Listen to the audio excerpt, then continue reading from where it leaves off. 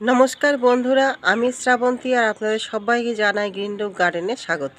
বন্ধুরা, আমাদের প্রত্যেকটা লেবু গাছে সে মালটা মুসম্বি থেকে শুরু করে বাতাবি লেবু, পাতিল লেবু সমস্ত গাছে কিন্তু ফুল চলে এসেছে এবং সেই ফুল ফোটাও শুরু করেছে, গুটি ধরাও সেট হয়ে গেছে। আমরা এই সময় যদি সঠিকভাবে যত্ন পরিচর্যা না করতে পারি, আর বিশেষ করে যদি আমরা নিউট্রিশনের ঘাটতি গাছে দিয়ে রাখি, তাহলে কিন্তু আমরা গাছে ফলন পাবো না। আমরা সারা বছর অনেক খাবার দেবো, অনেক যত্ন পরিচর্যা করব, কিন্তু আমরা যদি এখন কিছু না করতে পারি, তাহলে কিন্তু পুরো গাছটাই আমাদের ন্যাড়া হয়ে যাবে। সেই জন্য আমাদের বিশেষ করে খাবার কিন্তু এই সময় অবশ্যই গাছে কিন্তু প্রয়োগ করতে হবে, যাতে আমাদের গাছগুলোতে নিউট্রিশনের ঘাটতি যেন না থাকে। পাশাপাশি কিছু পরিচর্যা যত্ন আছে, কিছু কিছু কাজ আছে, স্প্রে করা আছে, যেগুলো কিন্তু কন্টিনিউ আমাদের গাছগুলোতে করে যেতে হবে। আজকে সেই বিষয় নিয়ে বন্ধুরা বলবো, পুরো ভিডিওটা দেখবেন, স্কিপ করবেন না। স্কিপ করলে অনেক কিছু কিন্তু মিস হবে। বন্ধুরা, সর্বপ্রথম আমাদের জানতে হবে যে আমাদের এই সমস্ত ফুল কেন ঝরে যায়, তার কারণটা। আমাদের এই ফুল ঝরে যাওয়ার পিছনে অনেক কারণই থাকে, আর তার মধ্যে সবথেকে বড় কারণ যেটা হচ্ছে, সেটা হচ্ছে পোকামাকড়ের সমস্যা, ছত্রাকের সমস্যা, নিউট্রিশনের ঘাটতি, জলের অভাব, এবং তার সঙ্গে রয়েছে আমাদের যে ওয়েদারের তারতম্য। আমরা যদি সঠিকভাবে যত্ন পরিচর্যা নিতে পারি এবং যে সমস্ত কারণের জন্য আমাদের এই সমস্ত ফুলগুলো ঝরে যায়, সেই সমস্ত কারণগুলোকে যদি আমরা দূরে সরিয়ে রাখতে পারি, তাহলে কিন্তু আমরা গাছ ভরে ফলন পেতে পারবো। আমরা কিন্তু এই যে এত ফুল হয়েছে, প্রচুর পরিমাণ যে ফুল হয়েছে, এত ফুল গাছের যে টিকিয়ে রাখা কিন্তু সম্ভব নয়। কেন, একটা গাছে যদি এত পরিমাণ ফল সেট হয়, তাহলে সেই গাছের কি অবস্থা হতে পারে সে আপনারা নিজেরাই বুঝতে পারছেন। কিন্তু আমাদের এই সমস্ত গাছে যে পরিমাণ ফল হওয়া দরকার, সেইটুকানি ফল যদি আমরা বাড়াতে পারি, সেটাই আমাদের হচ্ছে প্রয়াস, যে আমরা এই গাছে যতটা অধিক পরিমাণ ফলন যাতে টিকিয়ে রাখতে পারি, সেই জন্যই আমাদের কিন্তু প্রচেষ্টা। আর সেই প্রচেষ্টাই কিন্তু আমাদের সঙ্গ দেবে এই সমস্ত গাছগুলি। বন্ধুরা, আমাদের প্রথম যে কাজটা করতে হবে, সর্বপ্রথম যেটা করতে হবে, সেটা হচ্ছে কি না, আমাদের এই যে ফুলগুলো এসছে, এই যে কুঁড়িগুলো এসছে, এই কুঁড়িগুলোকে সুস্থ রাখা। সর্বপ্রথম কাজ হচ্ছে আমাদের কুঁড়িগুলোকে সুস্থ রাখা। কেন, কুঁড়ি যদি সুস্থ থাকে তবেই সেই কুঁড়ি ফুটবে, আর সেই ফুটন্ত ফুল থেকে গুটি সেট হবে। সেই জন্য আমাদের যখন এরকম কুঁড়ি অবস্থায় থাকবে, এইভাবে যখন কুঁড়ি থাকবে, ফুটবে না, তার আগে আমাদের কিন্তু কীটনাশক গাছে প্রয়োগ করতে হবে। কেন, আমাদের সবসময় আমরা জানি কি না, আমাদের যখনই এরকম নতুন নতুন পাতা ছাড়ে, তখনই কিন্তু আমাদের কীটপতঙ্গের কিন্তু আক্রমণ গাছে বেশি দেখা দেয়। যেখানে লিফ মাইনার, লেদা পোকা, ম্যাপ পোকা, এমনকি মাইটস, থিপস, এই সমস্ত গাছে আমাদের পোকা কিন্তু আমরা লক্ষ্য করতে পারি, যা আমাদের ফুলের যে কুঁড়িগুলোকে কেটে ফেলে দেয়, পাতাগুলোকে কিন্তু নষ্ট করে দেয়। সেটা আমরা সকলেই, যাদের আমাদের লেবু গাছ আছে, আমরা সকলেই সেই জিনিসটাকে কিন্তু লক্ষ্য করেছি। সেই জন্য আমাদের সর্বপ্রথম যে কাজটি হবে, সেটি হচ্ছে কি, একটা কীটনাশক গাছে কিন্তু প্রয়োগ করা, যাতে করে আমাদের এই সমস্ত পাতা, এই সমস্ত কুঁড়িগুলো যেন সুস্থ থাকতে পারে, ভালো থাকতে পারে। এখানে আমি সাধারণত আপনাদের বলবো, আপনারা জৈব জিনিস যদি ব্যবহার করেন খুবই ভালো, যেহেতু আমরা নিজেরাই ছাদে ফলাচ্ছি, নিজেরাই ফলটাকে খাবো। সেই জন্য এখানে আপনারা কাকা, থ্রিটা, সুপার সোনাটা, এই সমস্ত জৈব উপাদান ব্যবহার করলে ভালো কাজ দেবে। তাছাড়া আপনারা রাসায়নিক হিসাবে ব্যবহার করতে চাইলে সবথেকে ভালো যে জিনিসটা কাজ হয়, সেটা হচ্ছে সাইফারমেথ্রিন গ্রুপের প্রফেক্ট সুপার। এছাড়া অনেক রকম কীটনাশকই রয়েছে, আপনাদের হাতে যেটাই থাকুক না কেন, আপনারা কিন্তু গাছে অবশ্যই কীটনাশক কিন্তু প্রয়োগ করবেন। আর আমাদের আরেকটি সমস্যা আছে, সেটা হচ্ছে ছত্রাকের সমস্যা। এই ছত্রাকও কী করে, আমাদের এই যে ফুলগুলো ঝরিয়ে দিতে কিন্তু অনেকটাই সাহায্য করে। সেই জন্য আপনাদের কীটনাশকের পাশাপাশি আমাদের একটা ছত্রাকনাশকও কিন্তু গাছে প্রয়োগ করতে হবে। এখানে আপনারা সাব ফাঙ্গিসাইড, অ্যান্ট্রাকল, এই সময় অ্যান্ট্রাকলও খুব ভালো কাজ দেয়।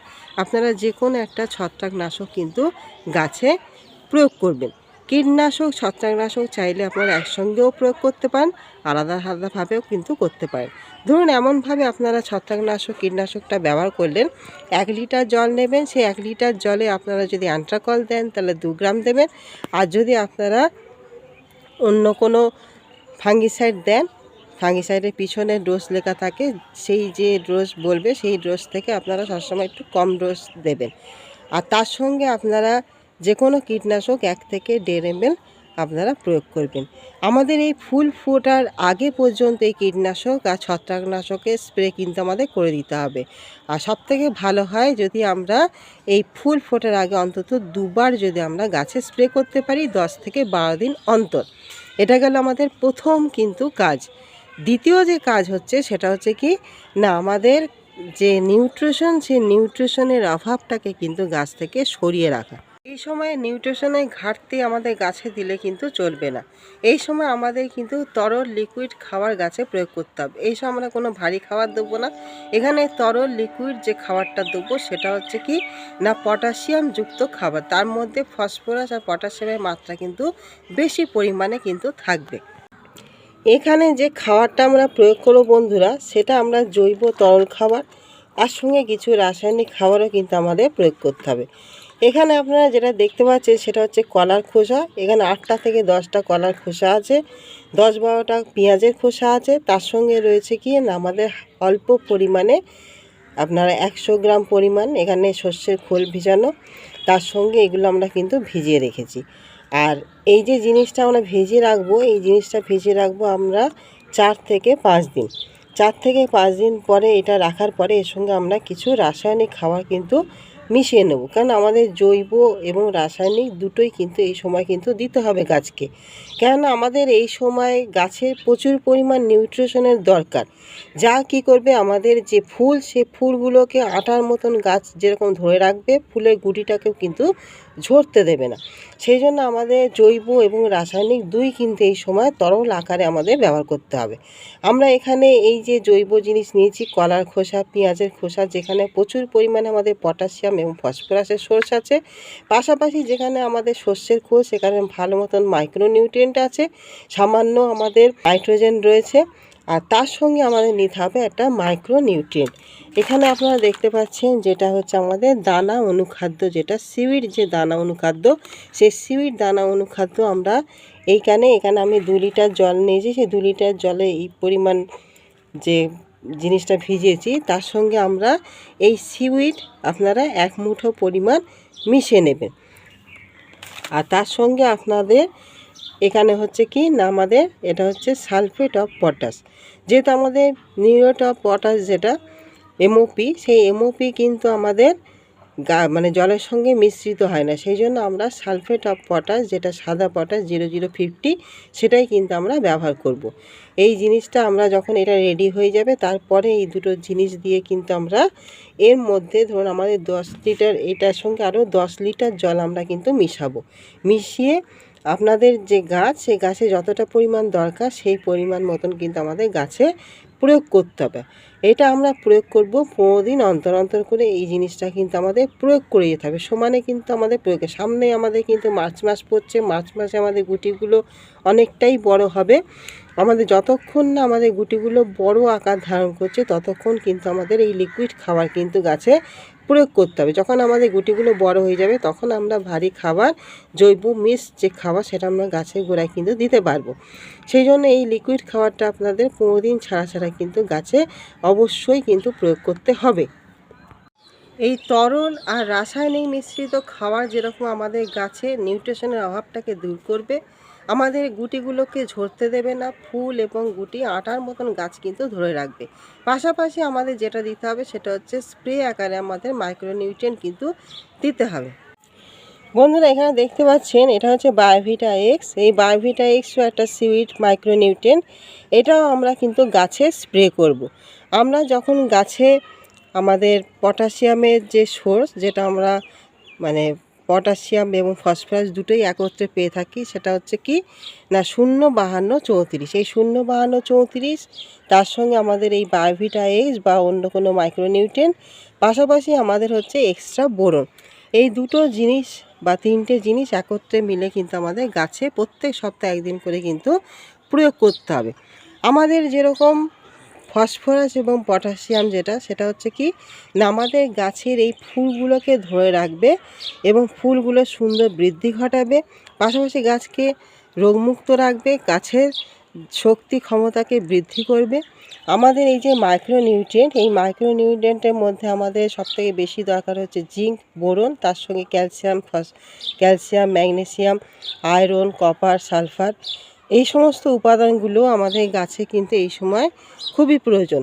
আর পাশাপাশি আমরা যে বোরনটাকে স্প্রে করব, আমাদের যে গাছের এই যে ফুল, সেই ফুলের মধ্যে পরাগের যে রেণুগুলো, সেই রেণুগুলোর মাত্রা কিন্তু বৃদ্ধি ঘটাবে। তাতে করে কী হবে, আমাদের পরাগায়নটা কিন্তু ভালো হবে, ফলে যে ফুডটা আমাদের হবে, যে ফলটা সেট হবে, তার কোয়ালিটিও কিন্তু ভালো হবে। পাশাপাশি আমাদের করতে হবে কি না, একটা পিজিআর কিন্তু এই সময় আমাদের ব্যবহার করতে হবে। আমরা এখানে একটা পিজিআর ব্যবহার করব। সেই পিজিআরটাও আমাদের ব্যবহার করতে হবে 2 থেকে 3 বার, 10 দিন থেকে 12 দিন ছাড়া ছাড়া। যেরকম আমরা এই খাবারটাকে স্প্রে করব, সেরকম পিজিআরটাও 10 থেকে 12 দিন অন্তর আমরা গাছে কিন্তু প্রয়োগ করব, যাতে করে আমাদের গাছে গুটিগুলো যেন সুন্দরভাবে ধরে থাকতে পারে এবং সেই ফল যেন বৃদ্ধি পেতে পারে। আমাদের এই সমস্ত যে ছোট ছোট কাজগুলো, সেগুলো কিন্তু অতি অবশ্যই সারতে হবে। কেন, আমরা সারা বছর পরিশ্রম করলেও এটা হচ্ছে আমাদের মেন টাইম। কেন, এই টাইমেই আমাদের ফুল আসে, আর এই টাইমেই যদি আমরা ফুলটাকে ধরে রাখতে পারি, ফলটাকে ধরে রাখতে পারি, তাহলে সারা বছর ধরে আমাদের কিন্তু সেই ফলটা বড় হতে থাকবে।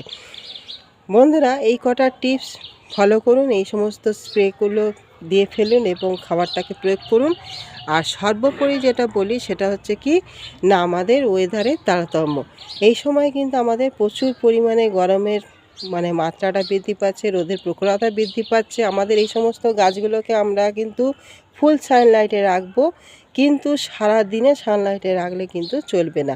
কেন, আমাদের প্রখরতা যত বৃদ্ধি পাবে, আমাদের গাছের ফুলগুলো কিন্তু ক্ষতিগ্রস্ত হবে। সেই জন্য আপনাদের যেখানে রোদ্দুর 12টা পর্যন্ত থাকে, সেই সমস্ত স্থানে আপনারা রাখার চেষ্টা করবেন, নয়তো আপনারা একটা গ্রিন শেডের ব্যবস্থা করে দেবেন, যাতে আমাদের হালকা রোদ্দুরটা যেন গাছগুলি পেতে পারে।